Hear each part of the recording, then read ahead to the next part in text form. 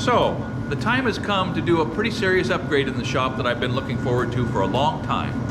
I'm going to raise that wall, I'm going to frame it up to the roof, sheet it with plywood, and sort of enclose the wood shop area so I can do a nicer type of work. Kenny's been encouraging me to do that for a long time, so today I'm just going to move quite a bit of this stuff off the side so I can set up scaffolding, because we've got a new tool showing up here in a couple weeks that it's going to be a big surprise, but you're going to like it. And the hint is that I saw one just like it in Dave Engel's coat shop about 3 months ago. So we're shifting our attention to the wood shop. Some good things are going to happen in there. And the first step is to make the work area more sanitary, make it heatable, and just sort of lay a little love on the shop again after a few years of just kind of beating it up.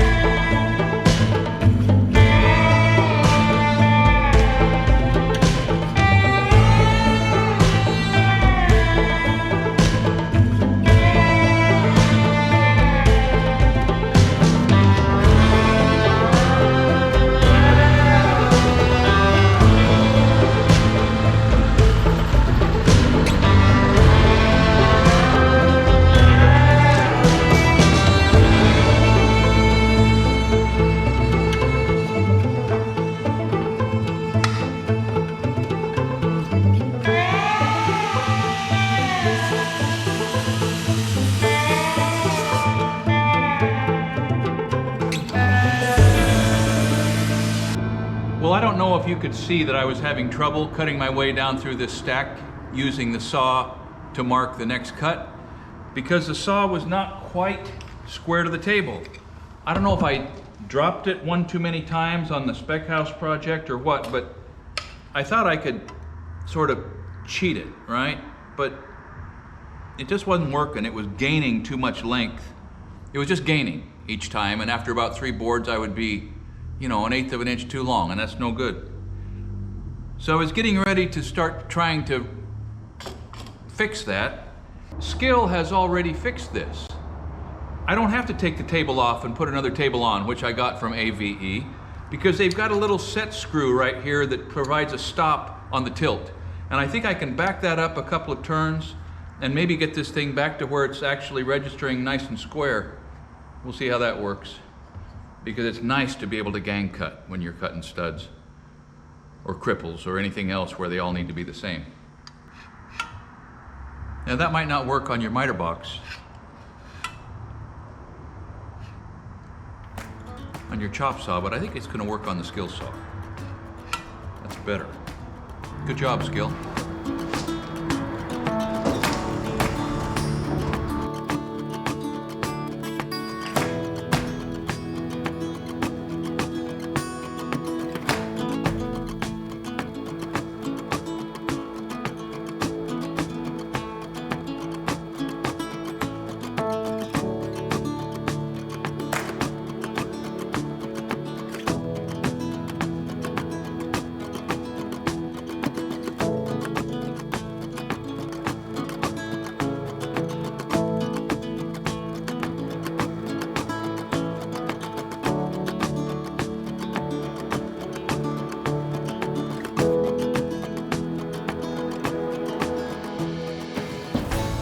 So there's a trick when you're wanting to toenail.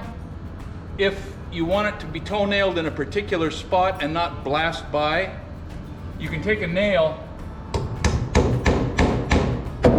put it in the board where you want the toenail to stop, or where you want the board to come to rest.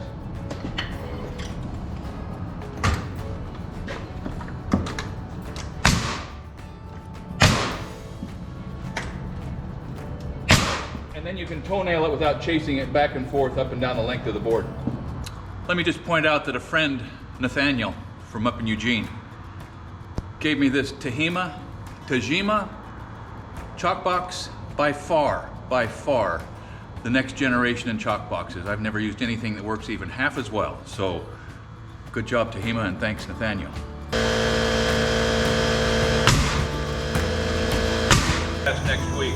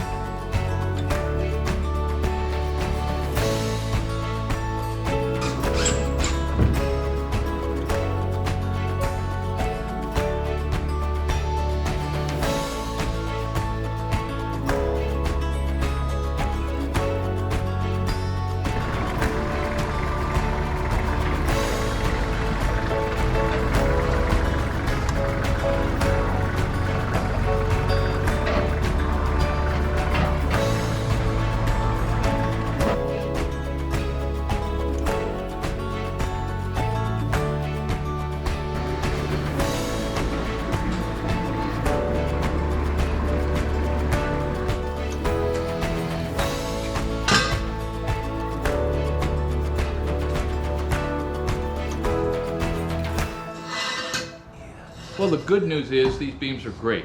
We cut them out in the field 2 days ago. They're going to work beautifully. The bad news is I brought the wrong beam in to the shop. So this one got to go out. The next two that I have out there are going to work well, and I may or may not bore you with watching the details of that, but suffice it to say, haste makes waste. Well, the problem with a shop expansion in a shop where all of your tools are located and where the process that you have to engage with in order to expand the shop has to happen in the shop that you're expanding is your tools get all messed up, and you can't, the access and the convenience and the possibility of using some of your equipment is all sort of compromised by the fact that they've been moved out of the way. And so I pulled this saw back out. It's congested, but I've got to bring a piece of scrap I-beam that I just went across the street and got from the steel outlet to make a hanger, a big beefy hanger for holding one end of a 5.5 by 12 glue lam up against the side of a pole. It's been in the ground for a long time that now needs to do some work that it didn't need to do before.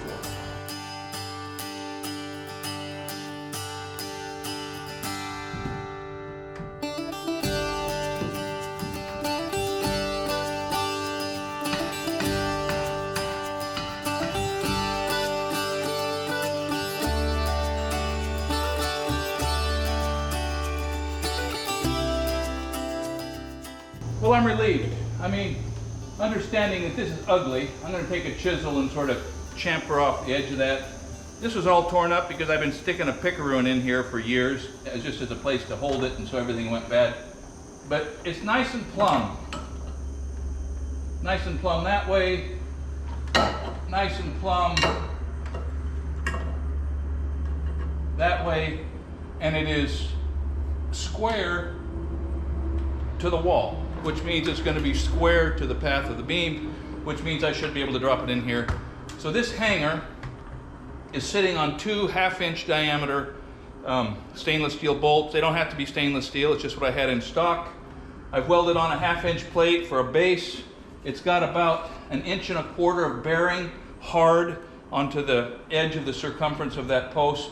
And so I don't see any way that any load that's going to happen in here is ever going to shake that hanger. So put a big check mark in the win column on this one, and frankly, I'm a little surprised.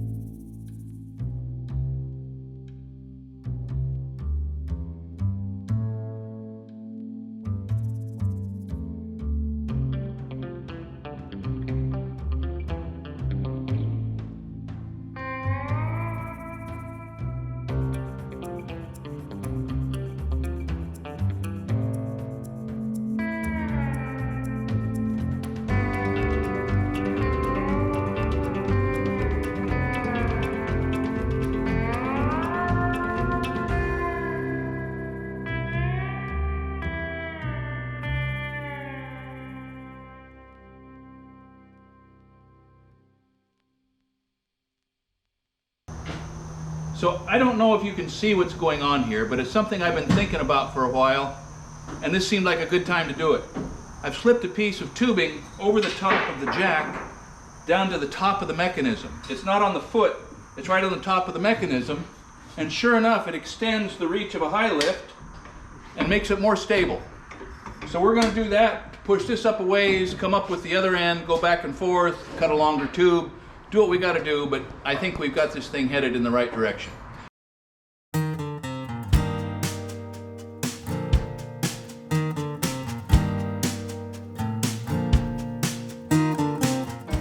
So I'm not an expert rigger. I'm more of a logger and a carpenter than a rigger. And I know that you're not supposed to hook directly back into the supporting line. But it's really the only way that I can get a short enough couple here, reach it off my ladder. And so in the grand scheme of things, this little hoist is rated at 1,500 pounds. This beam doesn't weigh 300 pounds. And so for my money, this is a pretty darn copacetic rig.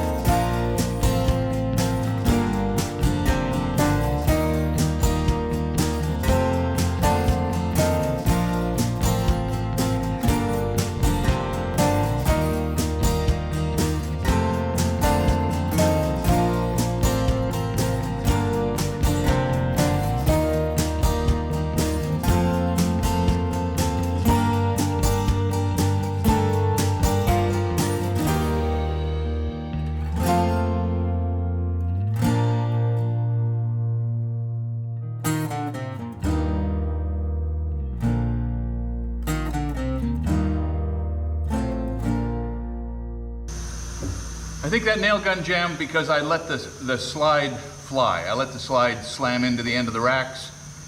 8-penny nails and collated with plastic sometimes kind of crunch. When you do that, bad form, bad practice, let the slide down easy, your gun won't jam. So the rough work on the renovation of the shop is pretty much complete. I mean, I've got miles to go, and I've got a sort of a surprise delivery that's going to happen probably tomorrow that I'll film, which is the intention and the motivation for all the work that I've done. I didn't film putting up that truss that's down there on the other end. That's a sample piece I made for a home show years ago. Cy and I made it. But I am going to film putting up this 48-inch diameter saw blade that was the first saw blade that I had on the mill when I built it when I was 21 years old. The crane on my truck is making that possible. I need to pay attention, and so I'm going to try to forget that I've got a camera on and just pay attention to the fact that it's just me in the shop. I've done most of this work by myself, and so it means you go slowly and pay attention to details, because there's nobody to call 911 if you need to call 911. So for all the work that I've done in here for the last few days, it didn't make that big a difference on this side of the wall. I mean, the blacksmith shop is still the blacksmith shop. The light bounces around a little differently. I've got stuff displayed. It feels a little smaller. So no real net change over here. But on the other side of that wall, in here in the wood shop, I can't even tell you how different it feels. This was the side that was being impacted by the work that was done, and sure enough, it was impacted. And the first part of that impact was provoked by and brought to fruition because of that guy. That saw right there, which showed up yesterday. And you're going to be seeing and hearing a lot more from this beauty in some of the videos and some of the projects that we've got coming up pretty soon.